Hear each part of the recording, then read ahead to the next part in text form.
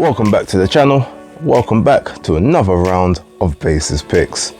Now, full disclosure, I do know there is a Sky Boxer show on tonight, but I don't really know much of the people that's on there, so I can't really give breakdowns and predictions of a lot of that. And I will be out watching Travis Jay's Son of David, the finale show at the the Soho Theatre. So if you ain't got no tickets, yeah, grab a ticket online, come down. It's going to be an amazing night.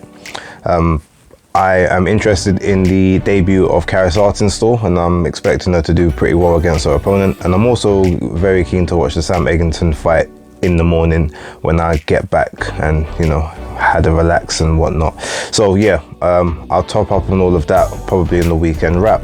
But for now, big card in America, big matchroom card, although maybe not as big as it should be, because unfortunately we lost Julio Cesar Martinez fight, which was against McWilliams Arroyo. That was a good one. I was expecting big things from that, but yeah, so one fight down. Let's see if they change that, but won't be a long predictions video, so let's get into it. So first up, we've got Jessica Caskiller McCaskill versus Alma Ibarra. Now, I haven't seen a huge amount of Alma's fights, but I've seen enough to know that her base style would probably be called a boxer puncher, but like a pressuring boxer punch, a little hybrid between the two. Comes forward on her opponents. Everything is kind of behind the jab. The jab sets up everything from the backhand, hooks, uppercuts, and anything in between.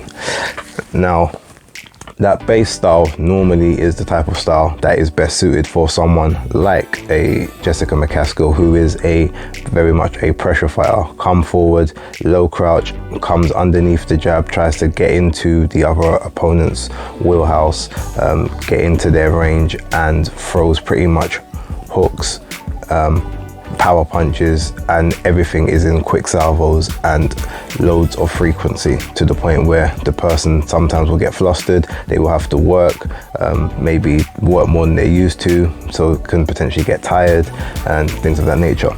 Now, with Alma, they both had decent levels of opposition, but Alma's probably had the weaker overall, although she did have a very good contest with Raquel Miller back in 2019, which she lost as a UD. But the fact that she was competing, sort of up at those higher weights, tells you that she's, number one, she's durable. So I don't think Jessica McCaskill's power is going to worry her at all, because she's probably been hit by harder punches, and whereas she's a very solid welterweight, and I guess you could call it a true welterweight at this point, for lack of a better phrase. Jessica McCaskill is eating her way to the welterweight division, because she's not come in at the limit at any point thus far in her career, and she's fought as low as 135. So quick predictions on this one. I kind of see it going the way that Jessica, just through sheer work rate alone, is going to be able to do just enough to get through this fight.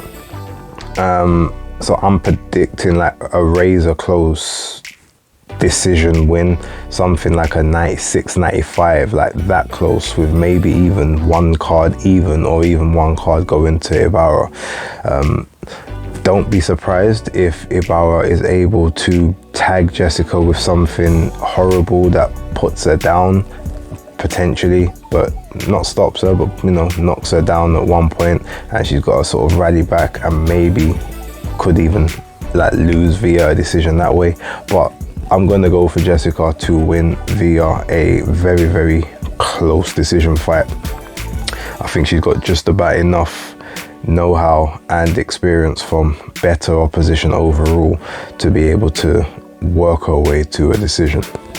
But I don't see a knockout occurring in this fight, at least on her side anyway. So next up, we've got MJ Akhmadaliev against Ronnie Rios. Now, I haven't seen a huge amount of Ronnie Rios, but I've seen more than enough of MJ Akhmadaliev. Highly extensive amateur background, only 10 fights as a pro, but 70% KO ratio, and all roads at this point are leading to him versus Stephen Fulton for undisputed at 120, 122.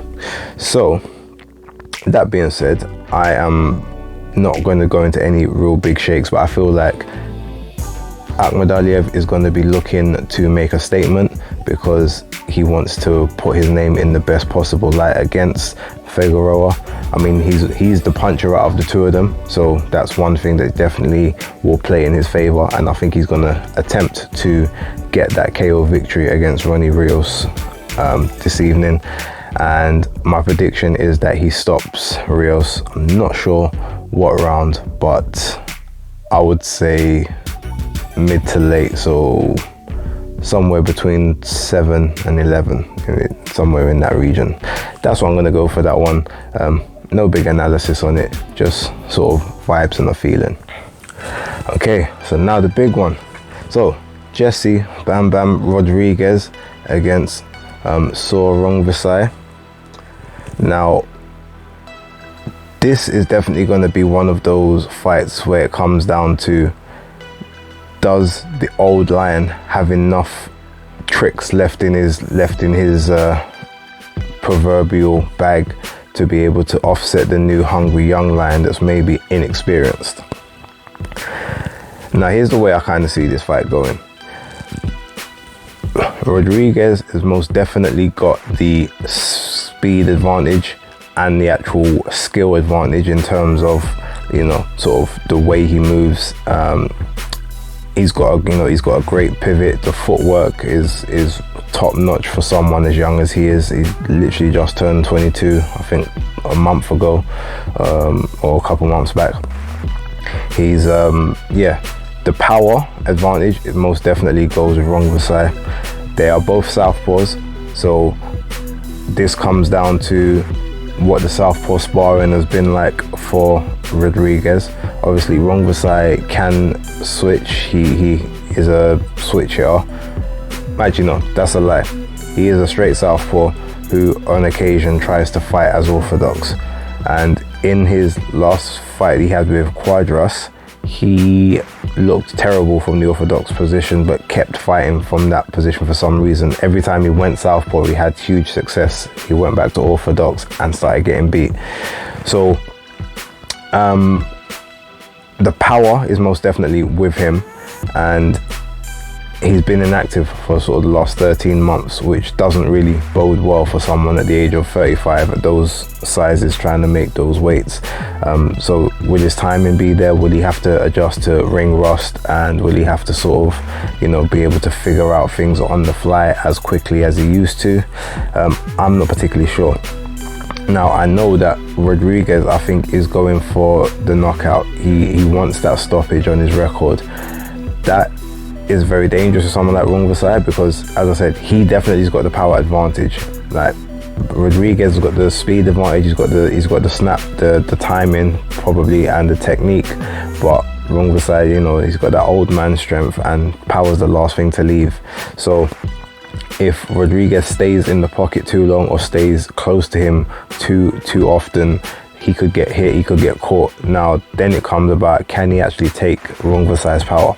If he's okay taking that power at any point in the fight, then he's going to dominate, and he probably will end up stopping him. But it all comes down to if he can actually take that first shot. I'm not going to say like super clean, because let's be honest, no one can really take a clean shot and be unaffected by it. But you take that one, whether you saw it late or the way you ride that shot, like, can you recover well enough from that shot? And if he can, then yeah, I can predict a stoppage. But my prediction is that I do think his work rate, speed, youth, exuberance, and abilities are going to shine through, and he's going to get the victory. I am predicting a decision, but I will not rule out a late stoppage. If, like I said, if he can take Rungvisai's power and keep pushing forward, then yeah, you could definitely stop him. But I'm going to go for a decision, or either way, I'm going for a Rodriguez win. And now that he's saying that he's staying at 115, he's not going back down to 108. So he's going to give himself the best chance to now fill into a 115 frame. He probably could still go down to 112 if need be, because there's still some good fights down there.